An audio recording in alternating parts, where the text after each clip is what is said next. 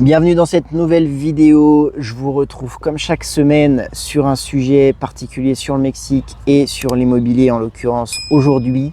Je me représente, je suis Florent Reynard, expatrié depuis plusieurs années au Mexique et broker immobilier indépendant et certifié ici au Mexique. Et aujourd'hui, je vais vous parler d'un sujet intéressant, en tout cas pour moi, et surtout intéressant pour vous. Si vous êtes un futur acheteur au Mexique ou si vous êtes en train d'acheter au Mexique, je suis sûr que cette vidéo va vous plaire ou en tout cas va vous intéresser, donc restez bien jusqu'à la fin. On va tout simplement voir une liste, alors une liste non exhaustive parce que je ne veux pas vous indiquer en erreur, évidemment c'est une liste non exhaustive, on va dire que c'est une liste commune qu'on peut retrouver dans un certain nombre d'opérations, mais en tout cas ce sont des documents importants sur lesquels vous allez devoir vous attarder ou en tout cas sur lesquels vous devez avoir connaissance. Encore une fois, je crois que si vous faites accompagner, l'objectif pour vous, c'est pas d'être un expert, mais c'est que vous sachiez plus ou moins quel document, à quoi correspond tel document, etc.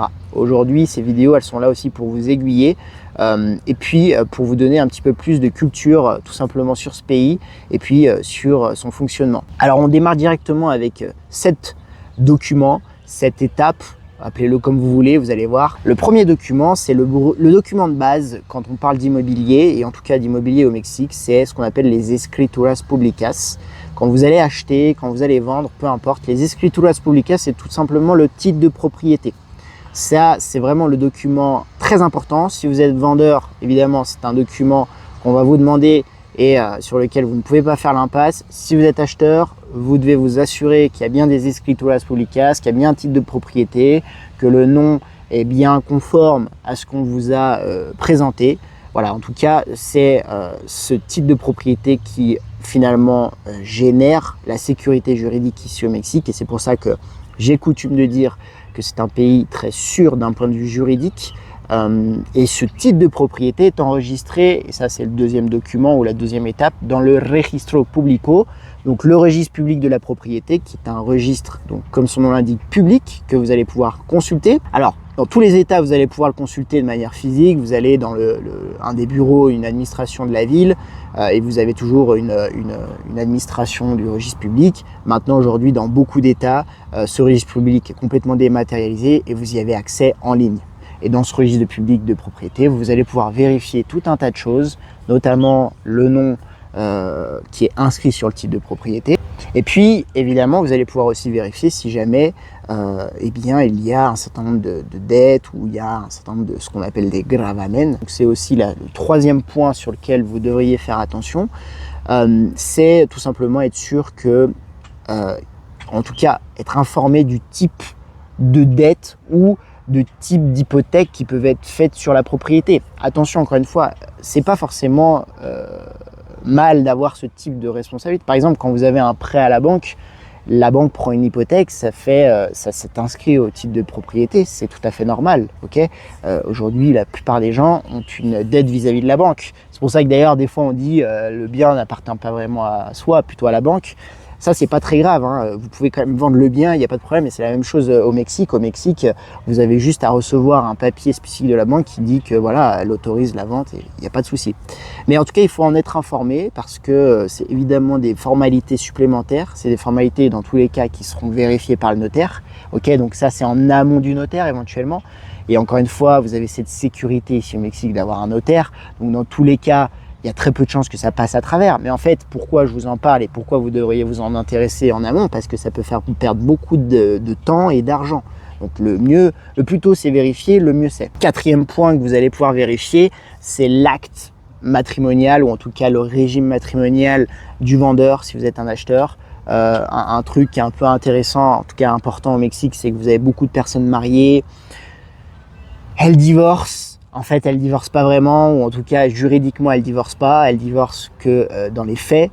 Et elle reste mariée des années comme ça. La maison a été achetée quand ils étaient mariés, ce qui signifie que le régime de droit commun du régime matrimonial s'applique ici au Mexique. C'était en général un régime de communauté. Donc, si vous n'avez pas l'accord de l'époux et de l'épouse, ou en tout cas des deux personnes du couple, pour vendre la propriété, la vente ne peut pas se faire. Donc voilà, c'est très important de vérifier ça.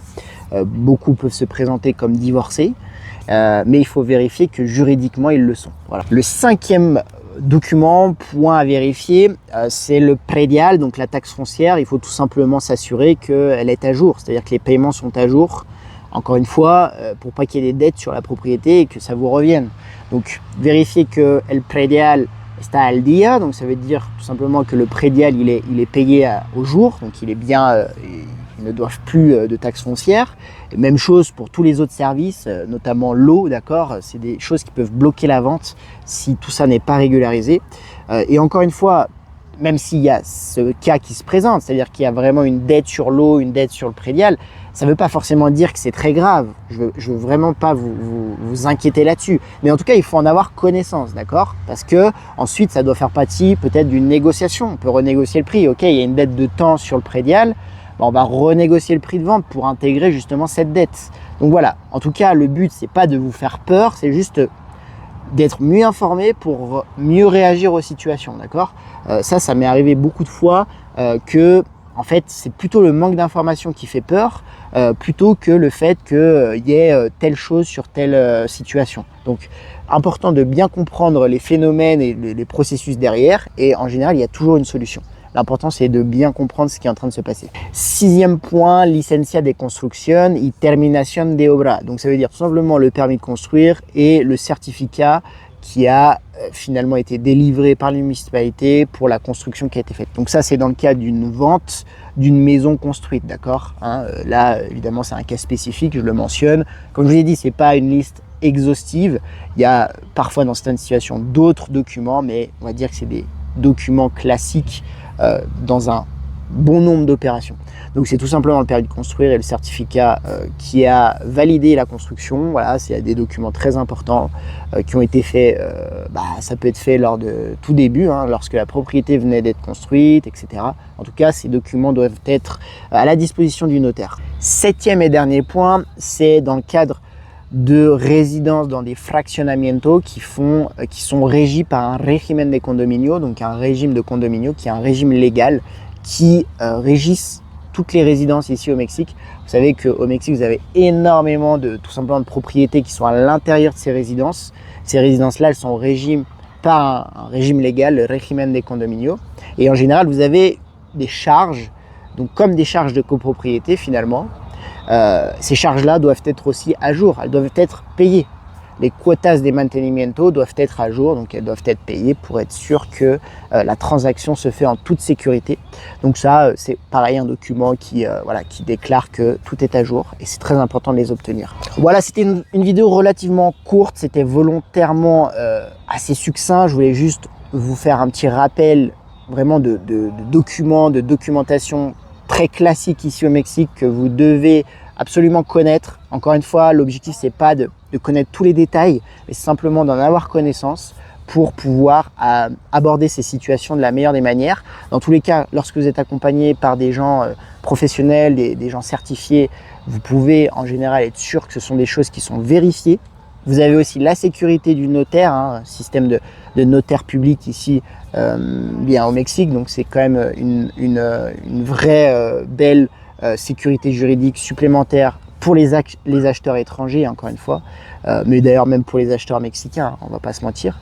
Donc voilà, allez-y sereinement avec finalement juste des connaissances suffisantes pour comprendre l'entièreté des documents et tout se passera bien. Dans tous les cas, si vous avez un projet au Mexique et que vous souhaitez vous faire accompagner tout simplement dans ce projet d'investissement, d'achat de résidence secondaire ou tout simplement parce que vous venez vous installer, n'hésitez pas, vous avez le premier lien en description et puis je vous recontacte sous 48 heures. Je vous offre tout simplement gratuitement une étude de faisabilité. On va regarder un petit peu ensemble ce que vous envisagez et puis moi je vous dirai en toute sincérité ce qui est possible de faire. Je vous dis à la prochaine, abonnez-vous pour ne pas louper les prochaines vidéos. Ciao!